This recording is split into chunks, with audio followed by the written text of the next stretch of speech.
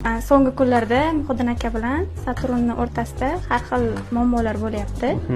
Sizni ustoz sifatida munosabatingiz qanaqa? Nima dedingiz shogirdlaringizga bu voqeadan keyin? Nima deyman endi, boshga tushgani ko'z ko'radi deyman.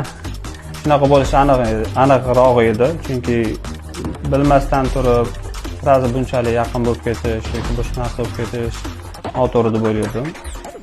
Har xil mana PR uslublari Saturnni bizga to'g'ri kelmasligini men avvaldan aytganman Muhiddinga. Ertaga o'zing o'zgarasan, o'zgartirish harakat qilaman derdi, lekin aytardim, o'zing o'zgarib ketasan derdim. Senga ham yaqinroq bo'ldi. O'zi ham ancha tanbeh edi. Men odam ichida nima borligini hech kim bilmaydi.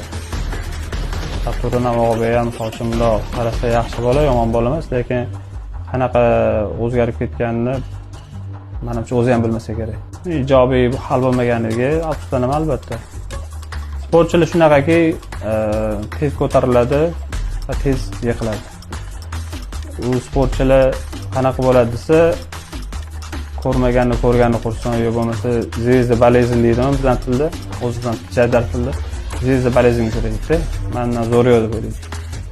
Shuncha etap chiqqan, og'ir mehnat ko'rgan sportchi har doim hurmatga loyiq bo'ladi va hurmatda bo'ladi. Chunki u biladi qanaqa yiqilishi, qanaqa turishi. Shuning uchun odamlar bilan ham gaplashish bo'ladi.